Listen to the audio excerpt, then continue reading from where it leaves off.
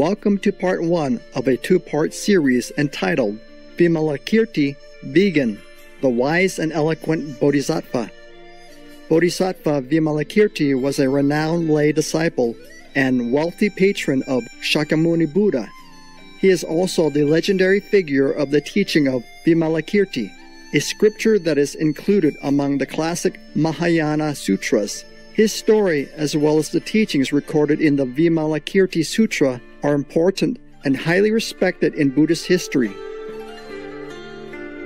The name Vimalakirti means pure reputation. Vimalakirti was a householder who lived in the ancient capital city of Vaisali in northeastern India some 2,500 years ago, now in the present-day Bihar. He belonged to the influential Lichavi clan and was a successful businessman who was friendly with royalty and scholars. He was also a kind and giving philanthropist. He lived in luxury, but his heart was not bound to the mundane world. With his riches, Vimalakirti generously helped the less fortunate. Nothing he had, be they material nor the name and fame, could ever possess him. He was universally loved, respected, and adored. Everything Vimalakirti did was in accordance with Buddha's teachings and to spread Dharma to people at all levels, leading them to liberation and enlightenment. In his lively and magical ways, he taught people to see through the traps of religion and seek the ultimate truth in spiritual practice. He would show up in taverns to teach the drinkers about mindfulness, and went to brothels to educate people about abstaining from sensual indulgence. For several incarnations, Vimalakirti had dedicated himself to serve the previous Buddhas. He learned the Dharma from the Buddhas face to face, receiving the full penetration of their teachings, and attained enlightenment. He had the power of a great bodhisattva and was gifted with superb eloquence. He knew the strengths and weaknesses of sentient beings to help present them with spiritual teachings. Supreme Master Ching Hai has mentioned Vimalakirti and the Vimalakirti Sutra several times, including during a 1994 lecture in Thailand. One of his foremost disciples was Vimalakirti, and he was a lay, rich person. He has never left home, never shaved his head, never became a monk.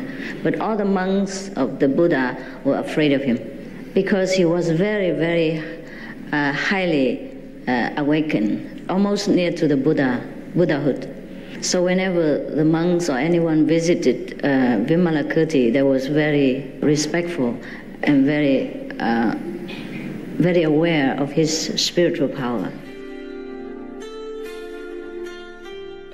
Vimalakirti benefited sentient beings by setting himself as an example and encouraging others to follow his practices. His ample merit brought him inexhaustible prosperity.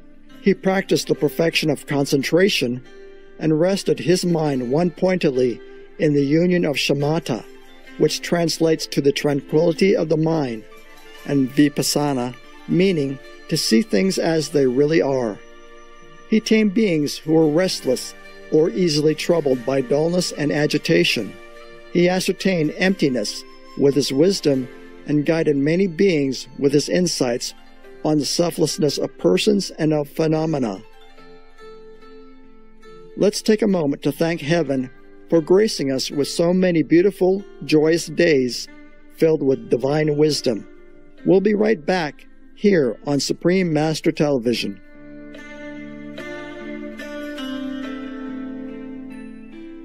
Welcome back to Vimalakirti Vegan, the Wise and Eloquent Bodhisattva, Part 1 of 2. Although Vimalakirti could enjoy all kinds of superb delicacies, he had no attachments to them. What he truly savored was the joy of meditation, which was his fundamental sustenance. When he frequented gambling parlors and public places of entertainment, it was because he felt a need to make connections with beings in those places and to educate them. As a government official, Vimalakirti worked for the well-being of the people, rather than for profit, showing the rulers how to detach from the desire for power. Vimalakirti participated in government administrations, in courts, juridical departments, and prisons as an officer who created laws and regulations. The reason was to safeguard everyone with justice and law enforcement and help people to enjoy their legal rights and obtain fair treatment. Observing all the disciplines, Vimalakirti was completely untainted by naturally negative acts and downfalls that violate the Buddha's edicts. The Vimalakirti Sutra states he protected and corrected those who broke the precepts without despising or deserting them, since they were actually quite pitiable themselves. The sutra also tells how Vimalakirti, using skillful means, manifested becoming ill himself, prompting people to come forward inquiring after his health, so he could take the opportunity to impart the Dharma to his well-wishers. There are 14 relatively short chapters in the scene of Vimalakirti's discourse with a large assembly of bodhisattvas and Buddhist disciples during their visit to him.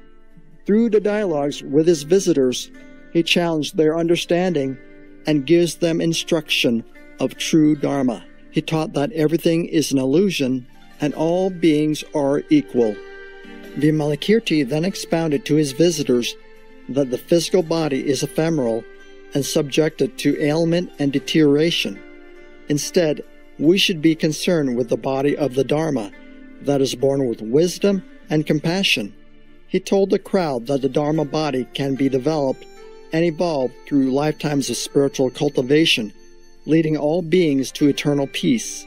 Everyone who heard his speech was heartened and felt more encouraged, sincerely vowing to develop the wonderful body of the Buddha in themselves.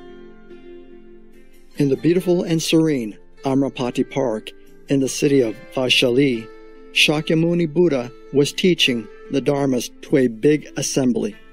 Marveled by the spectacular miracles that Buddha showed them, the crowd were encouraged to pursue transcendence and liberation to the pure Buddha field, the wonderful, impeccable, beautiful, free, happy, and pure land that everyone is longing for. When Lord Buddha learned that Vimalakirti was unwell, Buddha knew the reason he feigned illness.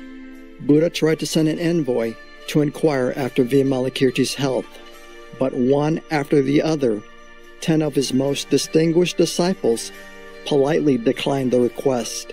From the venerated Sariputra to the venerable Madhyayana, Lord Buddha's son Rahula, to the venerated Ananda, and even the worshipped Maitreya Buddha, they each expressed why they were intimidated to visit Vimalakirti. The disciples felt they were not qualified to make the call. Recounting their previous encounters with Vimalakirti, they described how they were all daunted by his sharp realization and superior eloquence.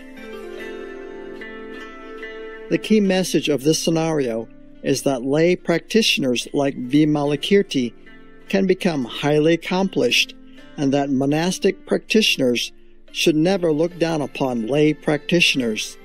Many lay individuals have achieved high levels of realization and thus are worthy objects of respect.